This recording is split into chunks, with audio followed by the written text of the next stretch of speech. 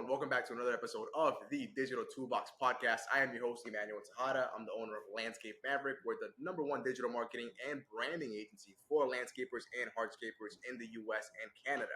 Today, we got a special guest for you guys. We've got Edwin, who's actually a business consultant. But before we start this, guys, if you get value out of this, make sure you like on YouTube. Make sure you give us a follow. Make sure you do something, guys. Support the channel, support the podcast. So, Edwin, let's get into it, man. Introduce yourself. Yeah, right on. Thanks, Manny. Thanks for having me on. Edwyn Kumar. I'm a business coach and business consultant. I work with small to medium businesses and I help them grow, scale, put in systems, figure out the right people.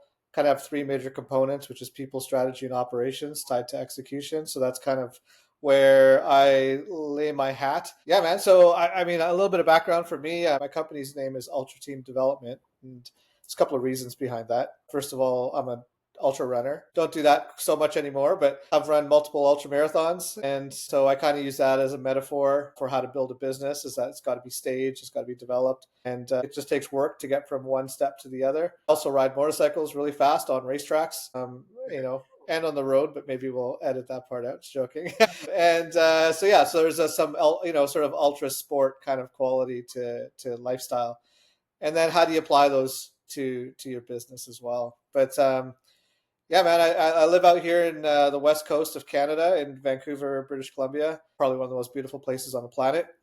Um, my wife and I have been together we've been dating as a couple for 33 years, and we just celebrated our 20th wedding anniversary. So that's great. Did I get that right? It's 27 or 26. I'll check the official. And then, and so we've got two boys. They're older now. Our eldest is moved out. He's a registered massage therapist. And our youngest is a music producer. He's actually just coming back from South Korea tonight. And he released his first EP on Spotify. So that's pretty awesome. Stoked for him. Yeah. That's awesome. I'm glad he took that plunge. That's awesome right there. Yes, that's a little bit about us. Yes, sir. And Edwin, dude, I didn't know you were an ultra runner. I think that's pretty awesome. So I can imagine we can expect some ultra runner analogies coming up here as we give us tips on scaling businesses. But Edwin, tell us, man, so how did you get into business, right? Like, was this something that you had a passion for in high school and college?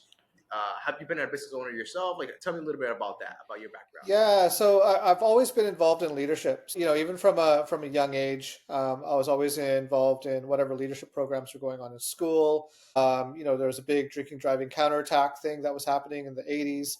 When I was coming up into junior high, and I got involved in that we put together the first conference, BC-wide conference for students.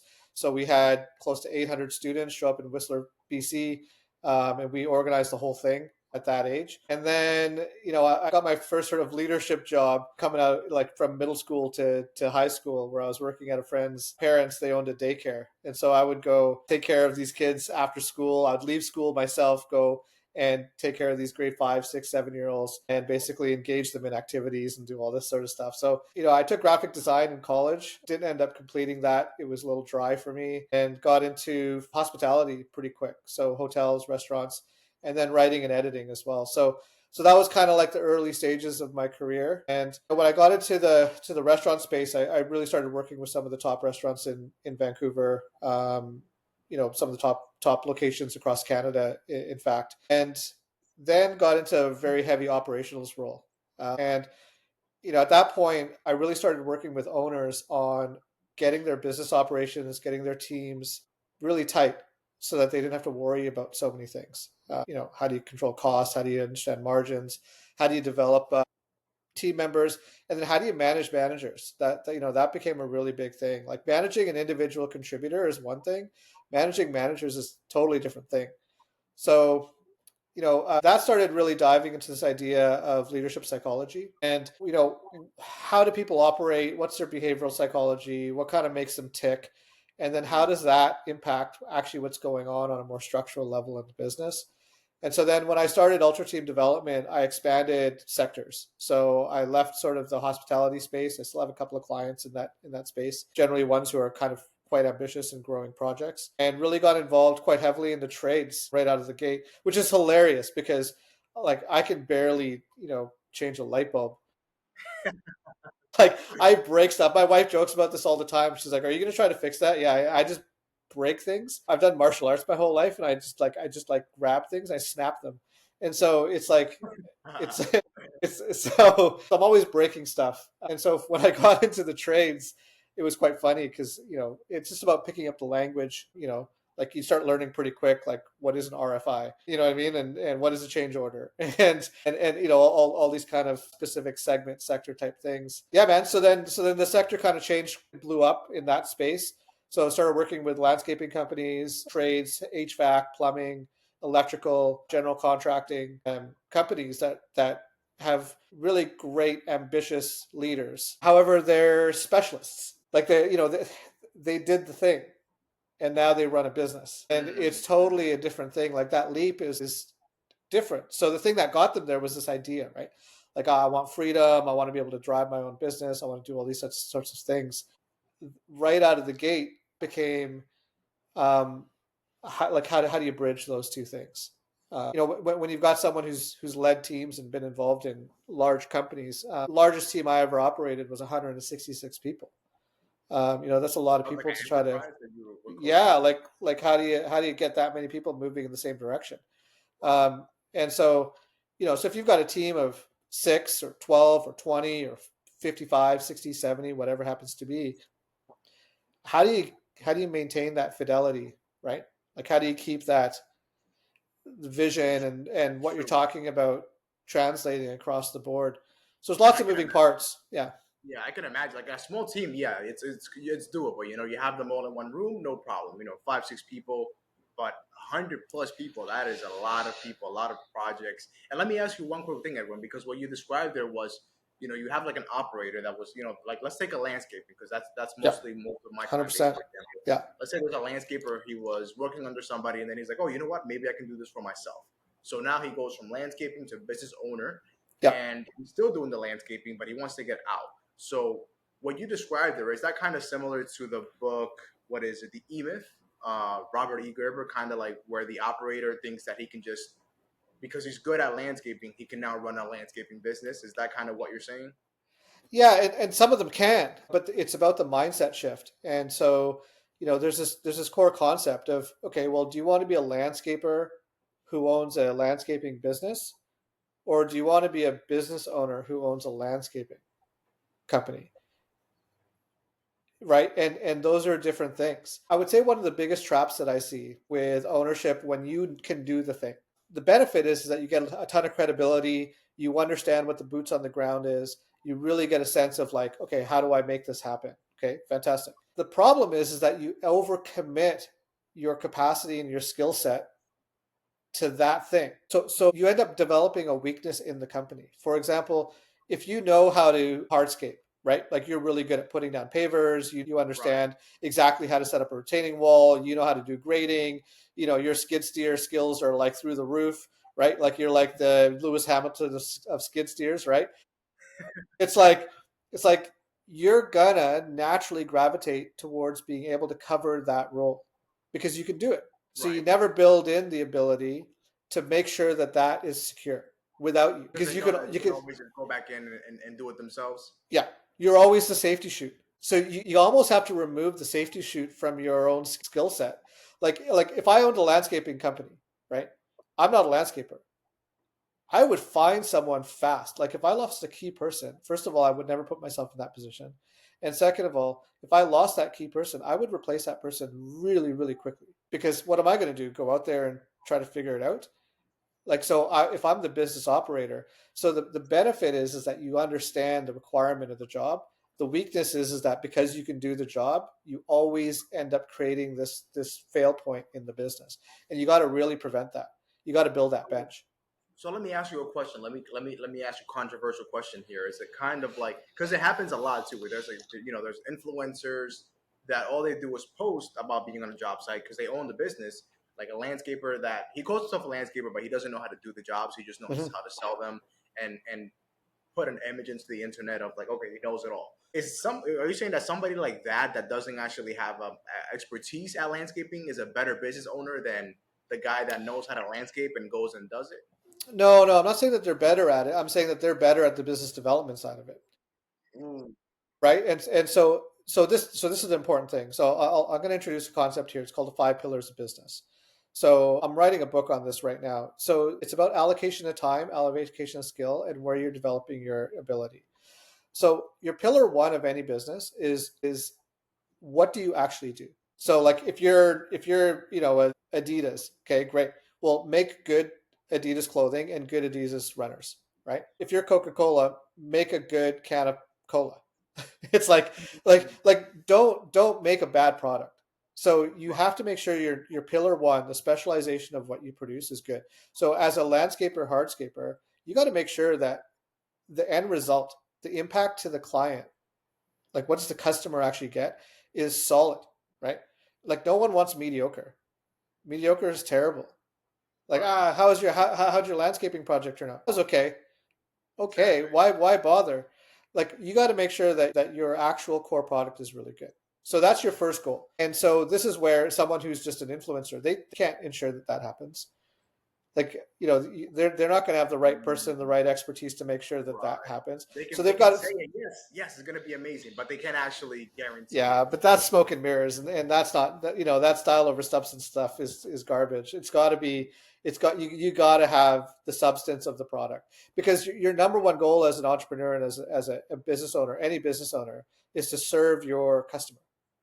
And so if your customer wants really nice driveway or a social area, or they're imagining that their house is going to be the place that they invite family and friends and have all their life experiences in, you're a part of that journey. You got to make sure that what you produce for them is going to be huge. I'm going to segue here really quick. I held a team meeting with a landscape company that I work with, and I asked them all what they did. And there was like nine foremen here, right?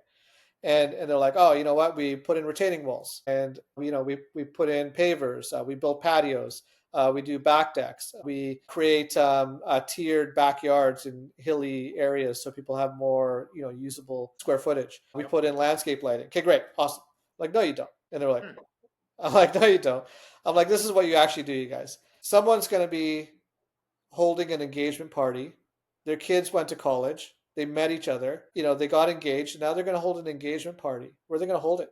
Their backyard. You got someone who comes home from work and they just really want to relax, pour a glass of wine, and go sit out on their back deck. I'm like, you're not putting in hardscaping. You're creating lifestyles. They're selling experiences. Completely. And that's a Wow. different mindset. And so then, you know, that's your core product. And so can you deliver on that promise?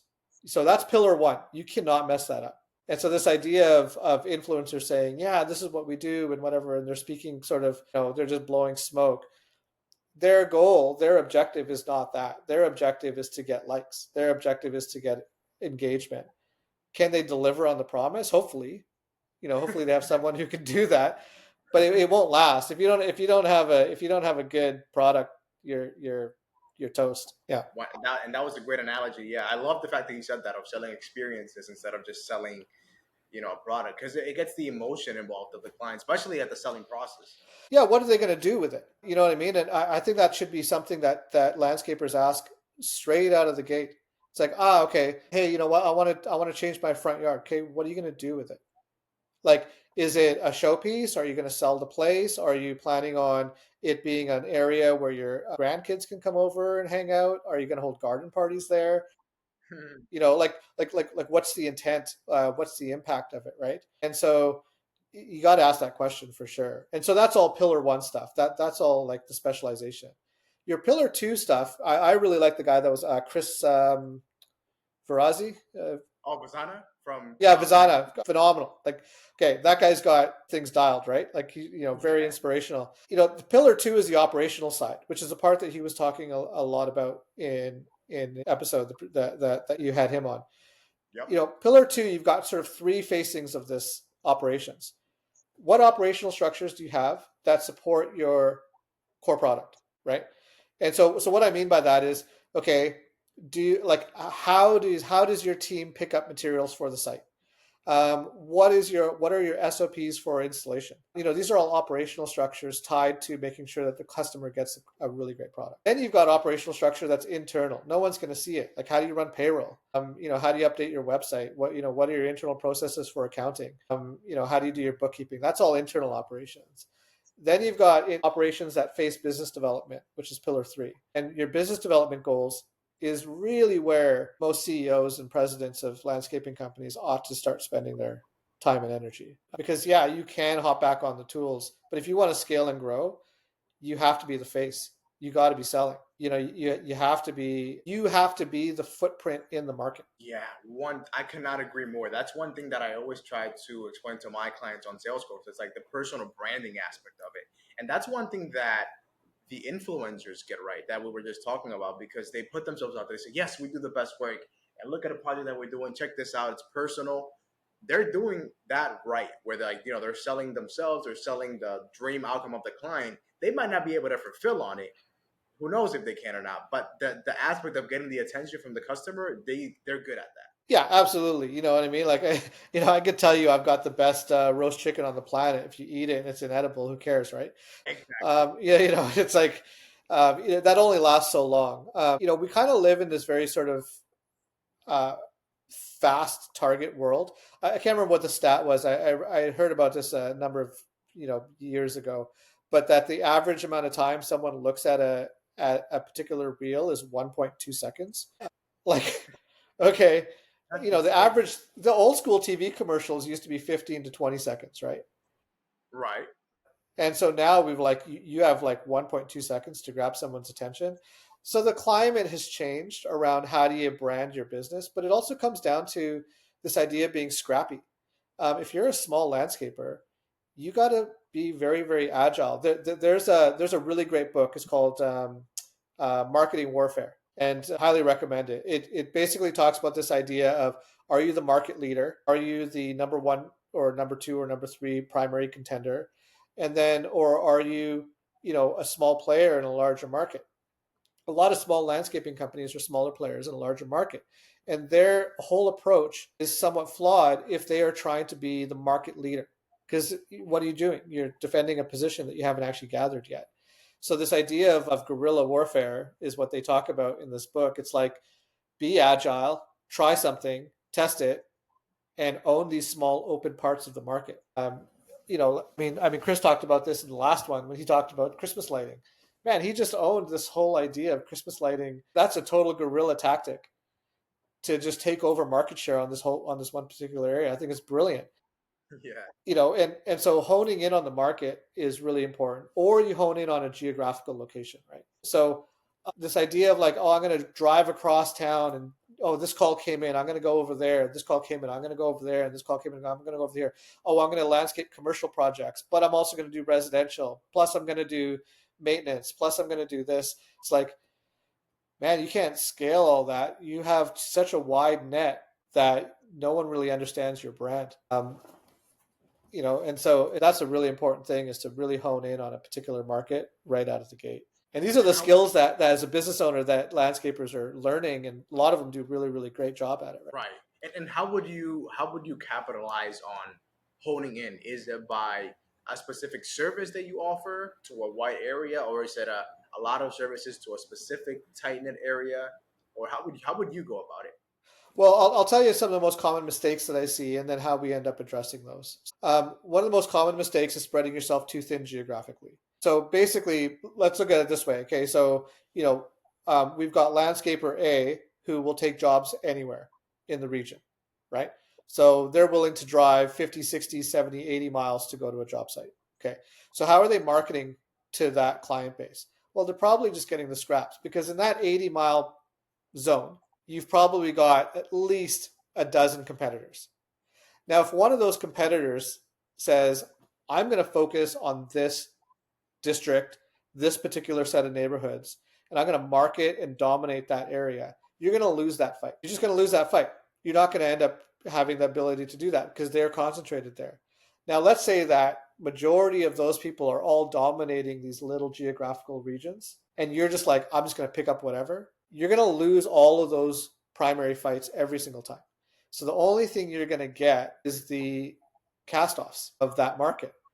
Like, oh, I couldn't book them because they were booked, and so they didn't have the capacity or the time to do that. And so then what ends up happening is that you're like, oh, I'm getting business from everywhere. It's like, yeah, you kind of are getting business from everywhere, but you're not really dominating the market. So if the market drops, you're going to lose market share because you don't have a section of it that is consistent.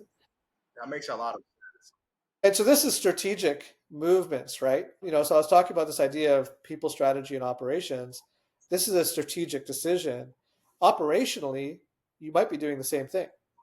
Capture the lead, do the estimate, send out the quote, put it on the schedule, go in, start executing on the job, submit your change orders, complete, do your finishing. Great. All of that operationally is probably the exact same scenario, but strategically it's not connected to what it is you're trying to achieve. Wow, that's insane. And it's funny to think that even if you have a perfect, like a sound system operationally, if you're not able to bring in the clients on a consistent basis, it doesn't matter how good that is, if the clients are not coming in from like a specific area or just an area in general that's working, whether it's a specific city or a specific area. That's cool to think about the way you just described that there. Yeah, and you got to look at how you operate your business, right? So, are you a maintenance landscaper? Okay, well, that's a different business structure than are you a hardscaper with really dynamic projects? Are you doing fast turnaround 2-3 day type work, or are you doing longer projects of like 10 to 30 days? What's the scale of that? And are you focusing on residential? Are you focusing on detached residential or multifamily? Are you focusing on commercial projects? Like, where do you want to really hone in? And smaller landscaping company, let's say they've got 2 teams, right? How much work do you actually need to get those 2 teams to function?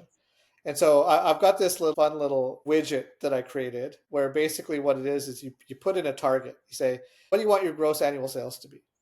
And then you say, okay, great. What are your core 3 or 4 revenue items that would feed that? So let's say you're like, okay, I want to do $2 million in revenue, gross revenue. Okay, great. What are your 2 to 4 core products that would feed that? Okay, well, we're going to do driveways. We're going to do patios. We're going to do full backyard systems, and we're going to do landscape lighting. Okay, great. Those are your 4. What percentage of that would you break down? Like as a forecast, how many driveways would make up that $2 million? And you got to start critically thinking through this. And so then you're like, okay, well, let's say that I'm doing 20% of those are driveways, 35% of those are full backyards, 15% of those are, and you break it down, right? So you get to 100 points. Then you start saying, okay, great. What's your conversion ratio on each of those items? How many of those leads do you convert? Oh, I convert 25% of full backyards. I convert 50% of patios. I convert whatever. Great. So you put in those numbers, and suddenly you end up with, and then you put in what your profit percentage is, and right out of the gate you end up with this dashboard that tells you how much business development do you need to make that true. Wow, and that's like I would need this many calls to convert this many of these patios to make this much money based off of this margin, based off of this profit value to create $2 million in gross sales with a 24% EBITDA. Okay, great. And so you just reverse engineer the whole process, huh? Yeah. That's and that clarity is really what you're looking for. That's beautiful. And where can people find that widget that you mentioned? I didn't normally do it in a basic call because I can kind of guide them through it. So this is one of the things that I do with clients through exploration and whatnot. I should probably transform that into a sign-in version. I'll take a look at it on how I can end up. Maybe I'll help you because that seems like a really good lead magnet for you as well. Like where you submit, some sort of contact info and you get access to it. You're able to calculate what we just discussed there, your conversion rates and everything. That's a good idea. Yeah, it's great. I love it. But this is the kind of critical thinking type stuff that comes up in the work that I do with my client base. It's like I'm non-modular. Like a lot of consultants will be like, okay, what do we do? Okay, well, we're going to do A, and we're going to complete A1, A2, A3, A4. Great. Then we're going to go to B and complete B. No, everyone wants to run their business different. They have a different set of values. They have a different growth arc. Do you like, what sector do you want to move into? What's your mindset like? Like this idea of what's the leadership psychology. So who are these business owners? Great. Okay. Well, we end up with an archetype, but underneath they're different people, right? They came from different backgrounds. They came from different value structures. They came from different core beliefs. And so exploring where their motivations lie, what's their philosophy on control, for example, like that's a big one. Like, someone might have a philosophy of control of saying, well, I feel like I should divest control and give it off to my project managers and leaders because they're the ones who really understand it. But okay, well, why do they think that? Someone else is like, no, I got to control everything and I'm going to be the stopgap to all these initiatives. Okay, those are two different philosophies of control. You can have two businesses with the exact same business structure, but because the leadership mindset is different, those two businesses are going to operate very, very differently I agree 1,000%. internally. Yeah. And PBD actually, which is where we met Yeah. on that PBD call, he mentioned that there, he can give his exact blueprint for how he built PHP, but you may not necessarily achieve what he achieved because you have the framework for it, you have the information, but the heart and the drive and the mindset is not there. It comes separately. It's sold separately. And this idea of scaling as well. I'm going to tell you, 95% of the businesses that I've seen scale um, with a lot of success, and by success and scaling, I'm not saying, like I had a client that recently just went to $25 million, right? It's like, okay, you don't have to jump to there. Like maybe you want to go from like 500 to $800,000, or maybe you want to go from 800,000 to 2 million or something. So the scale is relative. So when we're talking scaling, it's not just about like these blow up numbers, right? But the commonality amongst all of the business operators that have scaled well is how they form their relationships while building their business. So there's a company that I work with. The president of the company was close friends with his VP in school. They actually went on divergent paths later, right? Kind of maintained a little bit of contact. 4 years into his business, he brought him in as a VP. Okay. That VP was really close friends with a guy that he worked with in trade school. So he brought him in. That person's now become a divisional manager. Okay. That divisional manager worked with another guy who's been come in. That guy has just been promoted up into a high-level project manager's role and is probably going to become an ops manager. This relationships, trying to go blind and say, I'm just going to go out there and find somebody is really hard to do, because all those people that you're trying to find are probably pretty ambitious and have started their own businesses.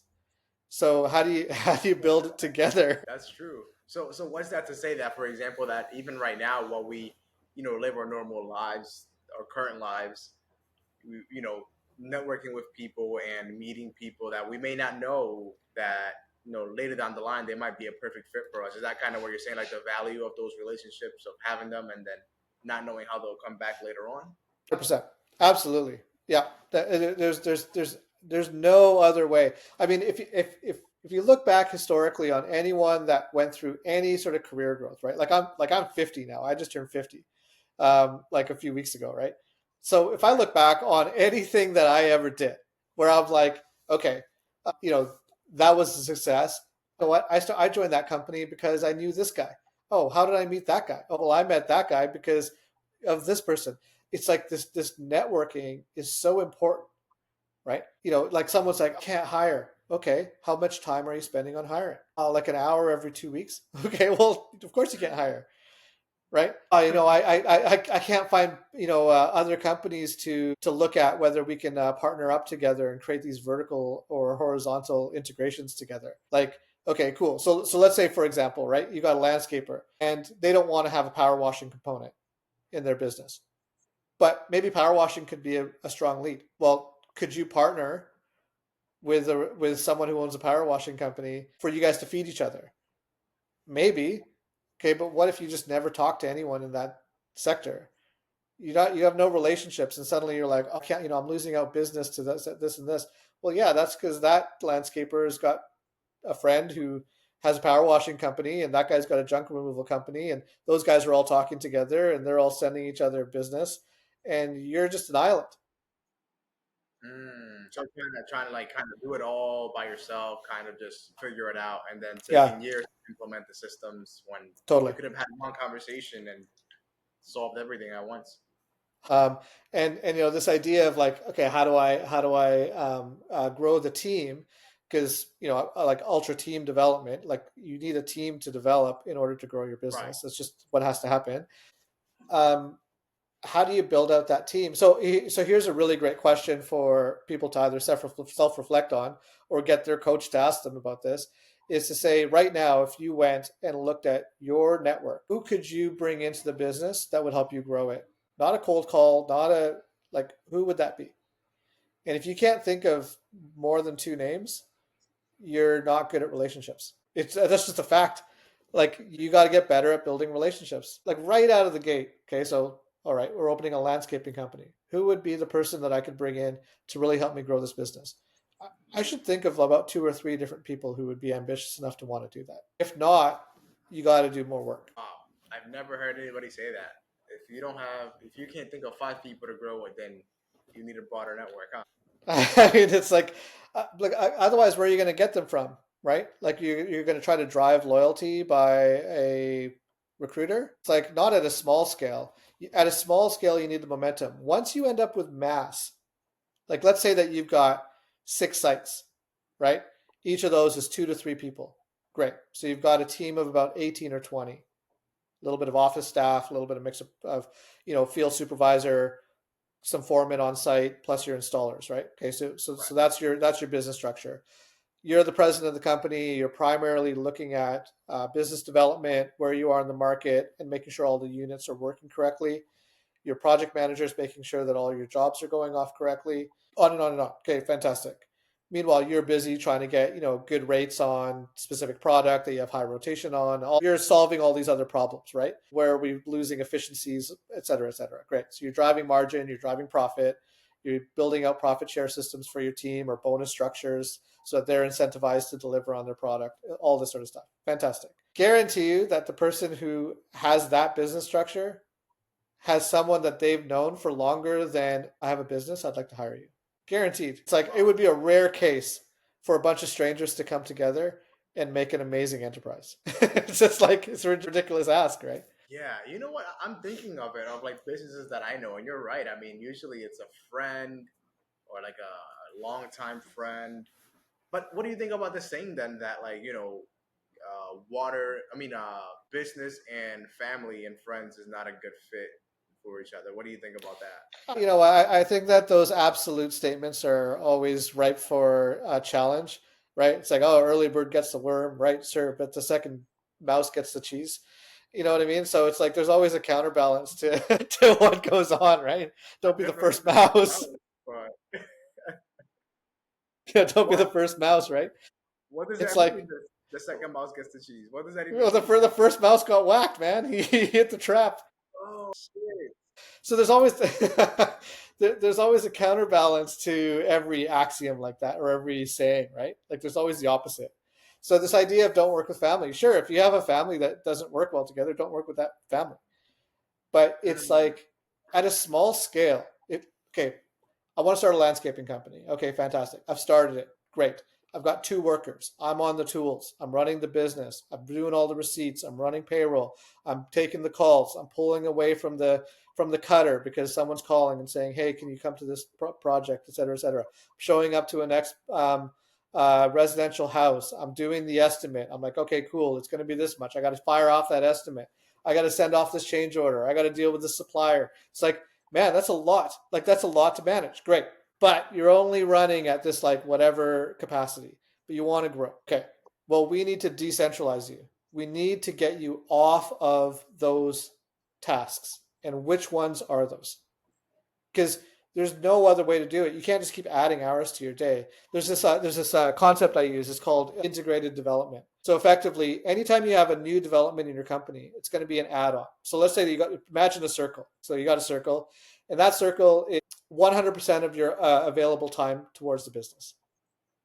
So in a day, what is it? 8 to 12 hours. Okay.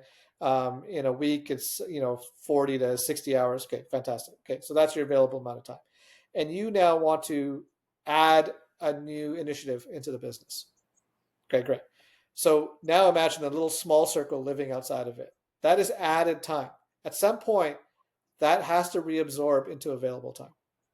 Just has to. And the only way that's going to happen is that it creates an efficiency somewhere else. It grows the business so that you can scale and hire somebody else into it to start to manage that project. I had a mentor. I was always coming up with these wild ideas, right? I had a mentor for a number of years. He ended up passing away a few years ago.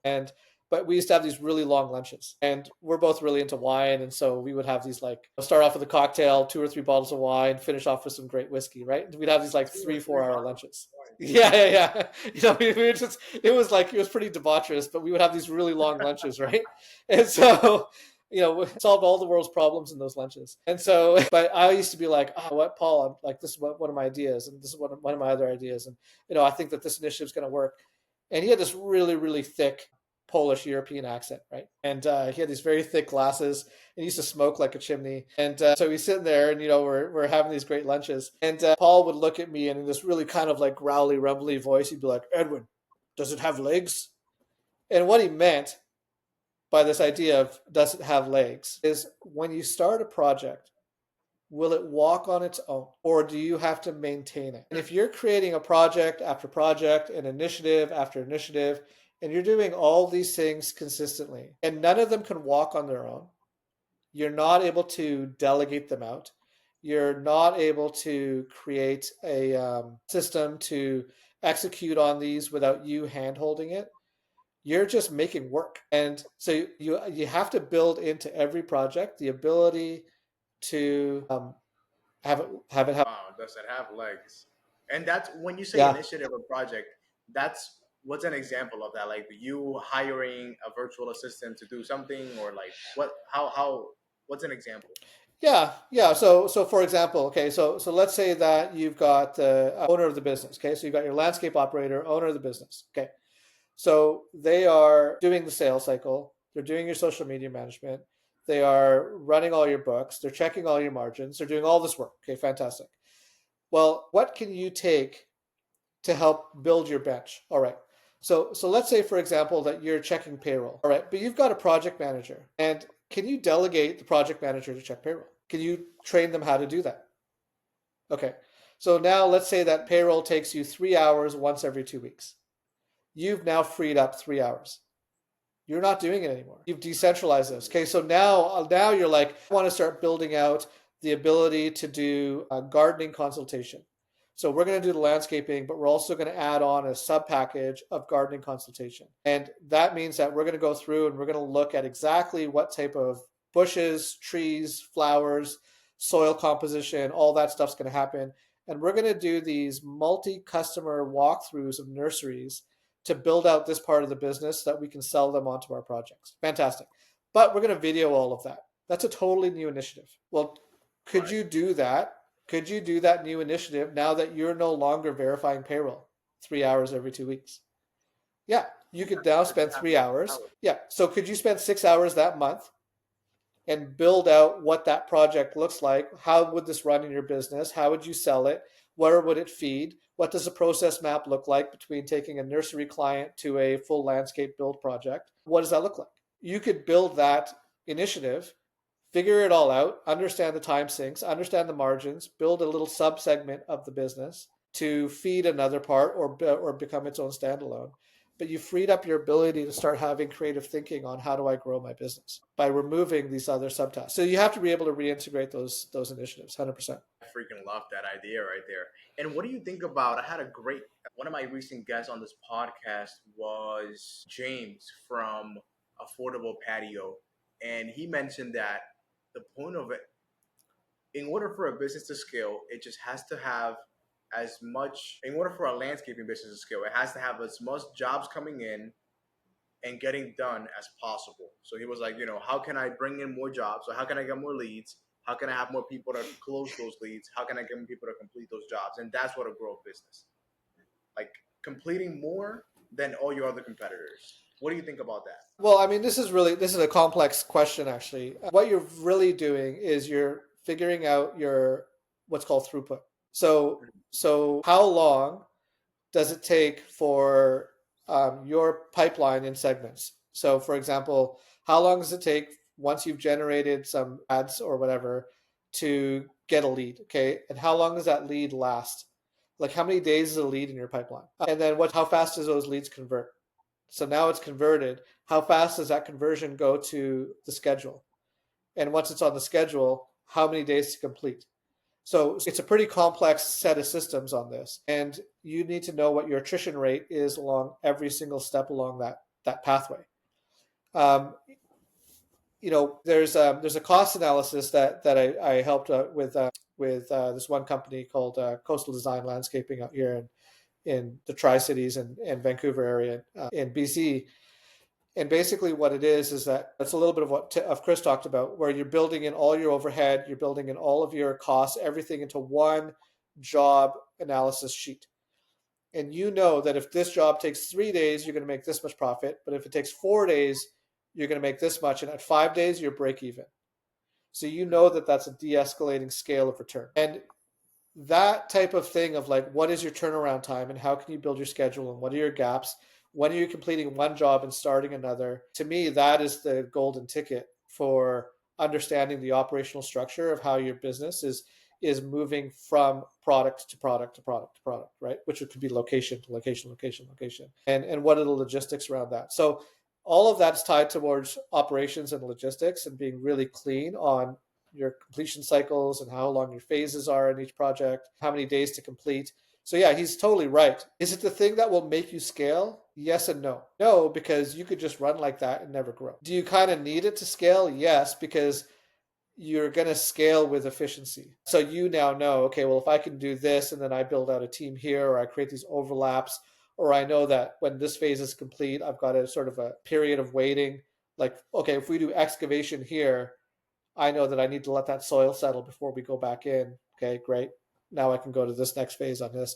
So the ability to have that really clean, clear operational logistics. Yeah, 100%. He's right on that side.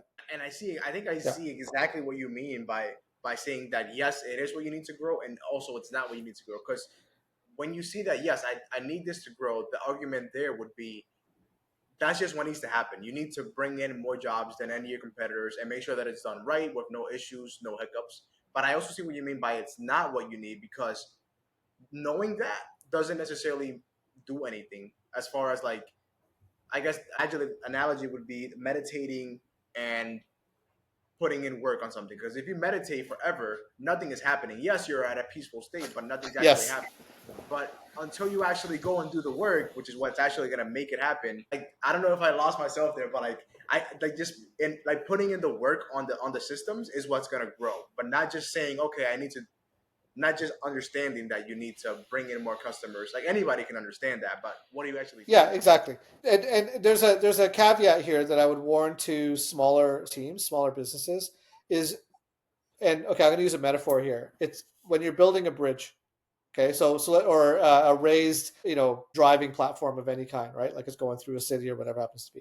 But let's imagine this idea of a roadway and the supports that the pillars that support that roadway, the elevated roadway, right? You're not gonna, let's say you've got a roadway that's like 10 miles long. You're not going to build 10 miles of pillars and then start putting the platform on top. It's useless. You're also not going to build one pillar and then build out way too far without any support underneath it. So your internal structure, the operational needs of your company you only need to build as much as what keeps you moving forward. Like don't overbuild a massive amount of SOPs if you've got 4 guys. Like it's not worth it. That's Right? true. Now, can you build an SOP around the things that are the greatest margin with the highest critical failures, with the things that have the highest callback ratios? Yes. But can you track those things? 100%. So you're like, hey guys, we're having a massive issue with our glue downs on our capstones. Okay, fantastic. Let's build an SOP on how this is going to operate. You've now dealt with an issue in your company that is specific to a problem that will matter to you. But if you're going to be like, hey, we're going to build this entire massive SOP playbook and we're only ever going to be 4 guys, well, that's a waste of time and effort, right? It would be way better executed on some other thing. And so really understanding where do you prioritize and how is important. Now, if you want to really grow and you're like, okay, we want to go from 1 site to 8, yeah, you better start building some SOPs. Otherwise, the issue that we talked about in the very beginning, your pillar 1's going to suffer. The quality of your sites is going to suffer. You can't have that happen. Yeah, without that, there's no gauging what's the priority. Every single meeting I have with all my clients, one of the very first things I ask them after we go through the values and a little bit of mindset check, like, okay, where's your mindset at? Okay, is I say, what's your top priority? And if it's a weekly meeting, I want to know what's your top priority right now. And it's like, maybe it's hiring, maybe it's development, maybe it's training, maybe it's margins, maybe it's dealing with your finances on your back end, maybe it's a bank loan, maybe it's acquisition of some new material and trucks. You need to know. If your whole week fell apart, what's that top priority? And then what happens is that you end up with this record. So if you look back on 50 weeks of meetings and you said, okay, great, let's pull all the lines that were just top priority. Were those the things that were going to help you grow your business? That is a great It's like a really simple way of just sort of, none of this stuff is rocket science, right? But it's about the application. It's about getting out of your own way. And again, a lot of it comes back to mindset. Like, are you someone who trusts early, but once you're betrayed, you're like, I'm locked down. I'm never trusting this person again. Or are you someone who trusts late and you're like, I'm going to be kind of guarded around this person until they win my trust? Those are 2 different leadership mindsets. Okay, well, your business is going to operate differently under those 2 things. And so the level of self-awareness that an owner operator needs is more. You can't be like, well, that's just how I am. Okay, great. What is that? Does anyone else know? great point. And I love what you mentioned there too about focusing on the right things. Imagine saying, oh, watching a video on YouTube, and then now okay, now I need to systemize, and then you go and you start systemizing, how to, like you mentioned, how to glue down Bluestone, for example, when you don't even install Bluestone. Like, you're focusing on things that, yes, you're systemizing, which is something good, but you're doing it on the wrong item. That's not going to help you move forward and gain traction. And now that I just mentioned that word traction, when I want to get your take on this, because I do want to be respectful of your time, what do you think about EOS, right? What do you think about maybe EOS? What do you think about eMyth? Because there's these companies that will go in and put systems in place, and I guess you will consider them your competitor. So what separates you from them in a way? Like, what's the difference between the 2? Yeah, for sure. So I've got mixed thoughts on EOS, and a lot of my clients know about this. And from an operational, like, how do you run your business, your meeting cadence, how do you deal with scenarios, all that sort of stuff. There's a lot of really good value in Gino's structure, and for sure, figure out like how is this tied to your values, and a lot of that stuff has come from effective leadership and a few other sort of. For me, I'm a big Peter Drucker fan, and so the idea behind EOS, it's better than nothing. Right? Like you need to have some sort of structure on how your business operates tied to whatever your business actually is, for sure. The thing that I find that is a struggle is that there's a few missing components. And this is where you need to get an individualized coach or an individualized mentor or some sort of mastermind of people in that space. I love what you're doing within this space because it's giving people a reflection on parts of the business that they focus on. Like, for example, there's a meeting structure in there that's called IDS, right? So it's called issue, discuss, and solve. Okay, great. Right. And there's like a little smattering of like, okay, well, if you can't come to a resolution, then table it. And I've gone into 5 different businesses that have used this format. And what they have is just a stack of issues, but nothing on how to do conflict resolution. Like, no conflict management development, no conflict management skills, no conflict management framework at all. Like, not even an agreement. Like, so for example, Manny, you and I are working together, but we haven't even agreed on how we're going to navigate a conflict. We haven't talked about how we're going to do it let alone when it occurs. And then what's the psychology bias for people? Am I like really conflict averse, or am I very like conflict approach? Like I'm like, no, we need to talk about this. You're like, oh man, like I don't want to talk about it. Let's deal with it later. This kind of stuff shows up all the time. You know what I mean? And so you have to have the ability. Yeah, go ahead. Yeah. On ideas, Discuss. there's a section there, right? Well, yeah, the discuss part of it is kind of like where you would discuss it, right? Until it's fully resolved, so it wouldn't stay on that Right. list, or how does it work? Okay, well, here I'll posit this against a little bit of an example. Okay, so let's say that I am building out a quote. Okay, so I'm your estimator, and I'm building out a quote for this one client, and I know that there's a very specific need around this quote because of access. Their backyard's really hard to get to. We probably won't be able to get a skid steer back there, but it looks like a really good project, et cetera, et cetera. Okay. And then you're the business operator. Oh, sorry. So, and then you're in finance. Okay. So you're helping it with the accounting and bookkeeping.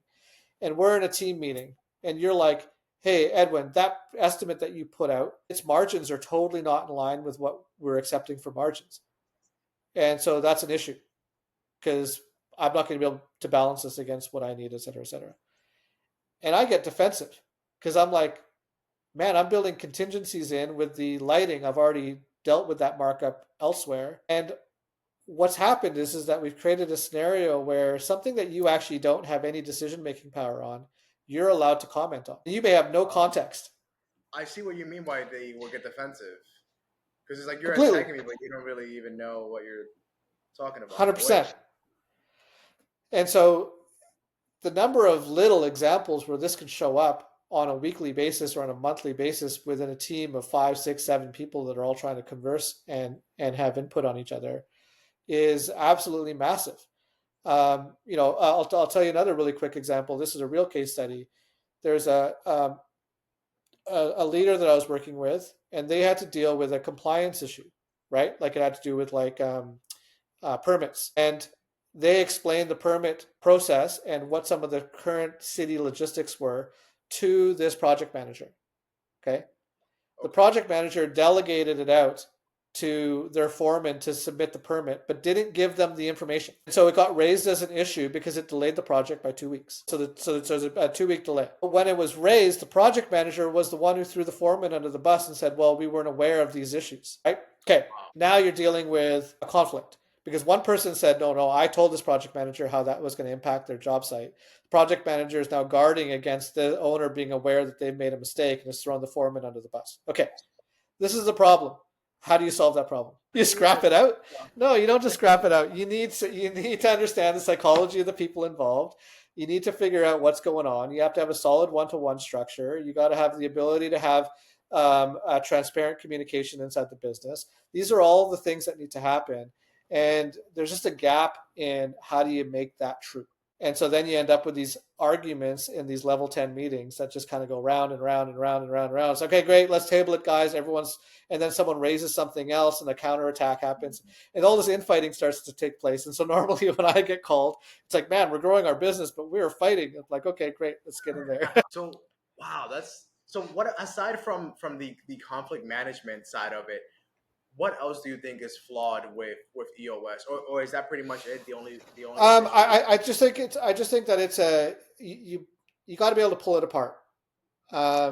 You have to use the parts that are going to work for you and your business. And the scorecarding, that's a lot of work. Like that's a lot of hours. You've already got people that are time starved, right? I mean, that's just how it is. Like you're going to be time starved. Right. You've got leads coming in, you've got quotes to get done, you've got orders to place, you've got change orders to modify, you've got payroll to run, you've got job sites to go check on quality. You're time starved. So how do you get the most maximized thing? And so I'm a bigger fan of frameworks than modular do A, B, C, D, E. Because a framework for me, like for example, the 5 pillars like I talked about earlier, I'm like, okay, cool. Let's just color code your schedule according to where you're spending your time on your 5 pillars. So pillar 1 is yellow, pillar 2 is red, pillar 3 or yellow, green, pillar 3 is blue. Okay, let's just go in your schedule, go on your calendar, let's color code everything according to that. Does that make sense now? You basically heat mapped your calendar. That's a framework that you can now make decisions that you're not bound. Business owners, operators started their business because they want some freedom. And then we're going to put these constraints on them and say, wow, you got to follow this and it's got to be followed exactly like this. It's like, man, that's tough. I find that really, really hard. That's tough. And you just lit off a light bulb in my head. Like, I've never thought of, like heat mapping my calendar like that. That's pretty, and then knowing that, like, okay, I'm spending this much time on this task. Maybe I should start focusing on delegating here, for example. That's a great framework. And what's the difference between the two? Like, a framework is something that is, It applies to multiple things.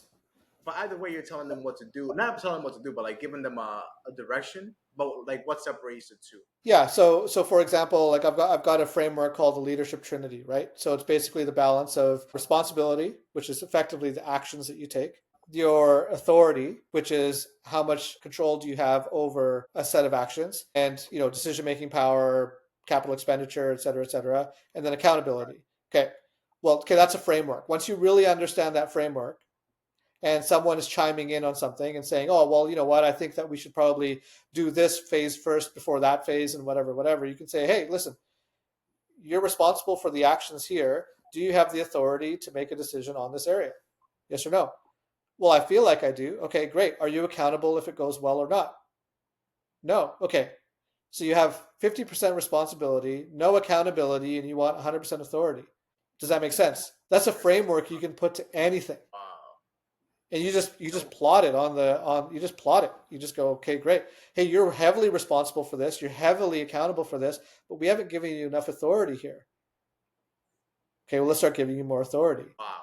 And this is a framework that you came up with, or like, how does one even come up with a framework? Yeah, I mean, that's just one of the things that I do. So it's like, I'm just constantly developing new intellectual property around these frameworks, right? So 5 pillars of business, leadership trinity, decision-making matrix, like how do those things all apply?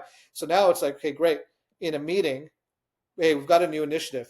We will designate these 5 levels of decision-making now, like right out of the gate, because we're going to critically think through what this actually means.